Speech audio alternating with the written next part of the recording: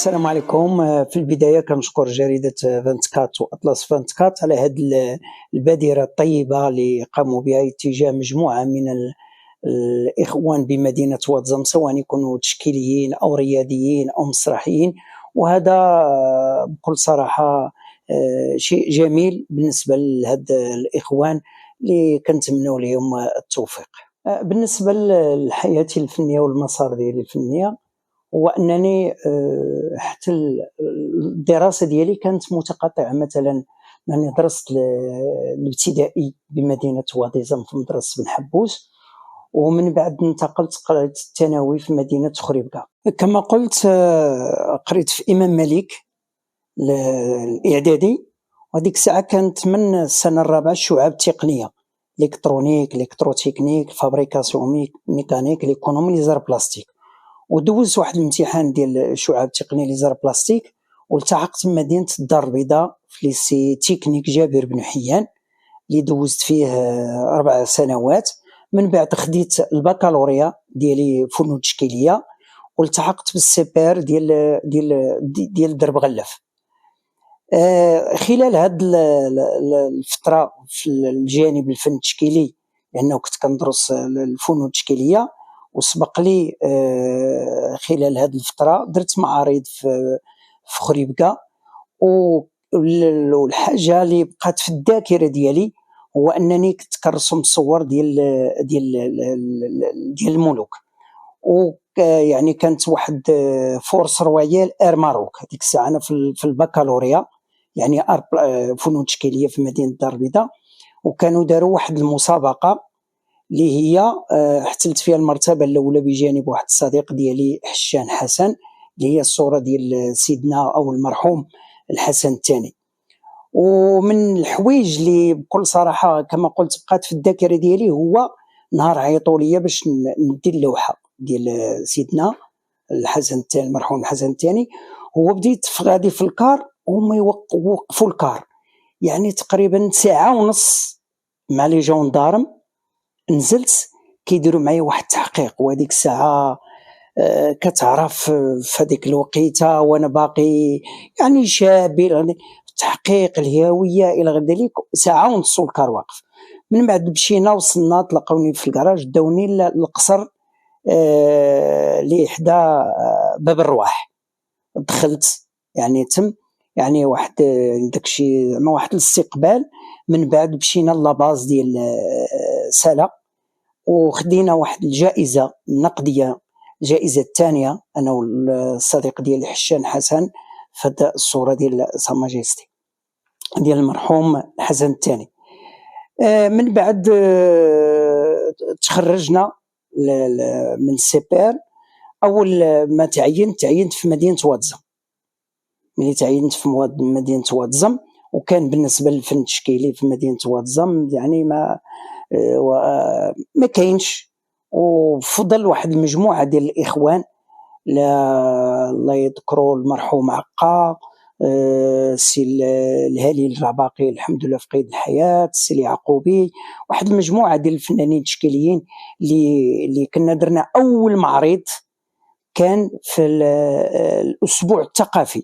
واول اسبوع ثقافي دار بالاقليم، دار مدينه واتزم في عهد الحاج بن بيقا.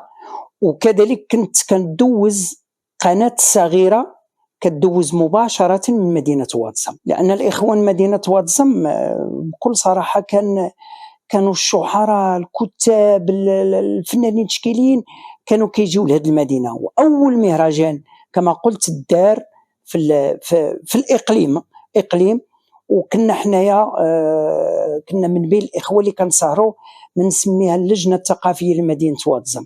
كاين منهم اللي توفى الله يرحمه، كان السي بلدي، كان السي النجمي، كان السي اسماعيلي، كان السي عاصم الدين، كان جدرة، كان علي شهيب، كانت الاخت ناعمه، واحد المجموعه ديال الاخوات اللي كنا غير هو الحاجه الوحيده الاخوه اللي كان هو اللي في شي دومين تياخذوا. يعني في السيره ديال الرياضيه كانوا اخوان مختصين في الرياضه، في المسرح مختصين في المسرح، في الفن التشكيلي مختص في الفن التشكيلي، وهذا اللي عطى لواحد الكل. وكما قلت كانوا زيارات كثيره لهذه المدينه. وكان اول معرض درناه ديال معرض بحضور العامل لولد المنطقه وهو حمدي، وكانت هاد التجربه.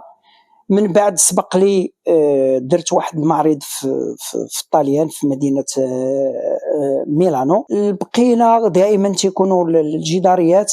بالاضافه كانت عندي واحد تجربه في مدينه واتزم، وهي تجربه فريده من نوعها، اللي هي واحد النهار فكرت قلت علاش ما ندخلش لهذا الجانب السياسي. انا بغيت غير نشوف، غير ناخذ واحد التجربه بكل صراحه باش نعرف شنو كنشوف انا. وانا نترشح بواحد الحزب، حزب الشورى والاستقلال. ولكن الغريب ملي مشيت عند واحد السيد واش سميتو معاه، المهم هاد التسميه ديالو، قال لي خصك تكون تجيب جوج العناصر اللي خصهم يكونوا معاك، وكان من بينهم السي مصطفى السميلي والسي فاسيني الله يرحمه مسكين.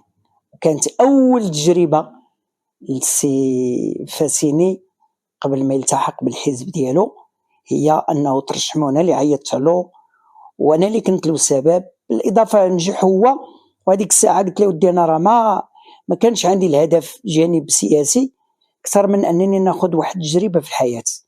وهو بشالتي وانا خديت العمل الجمعوي الفن التشكيلي اللي هو بقيت مستفر في الفن التشكيلي.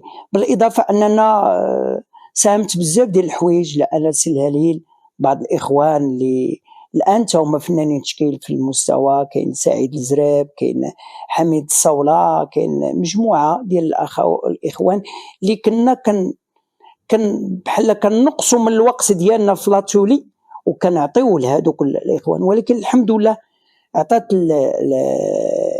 هاد البادره اننا ولينا كنشوفوا فنانين تشكيليين على مستوى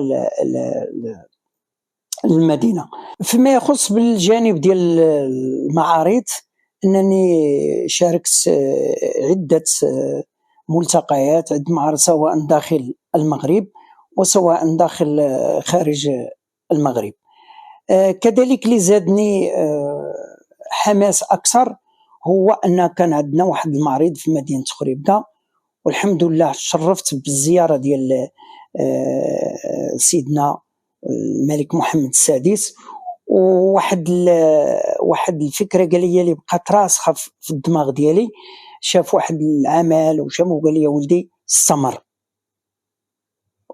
يعني كانت الزياره ديالو مؤخرا في مدينه خريبكه.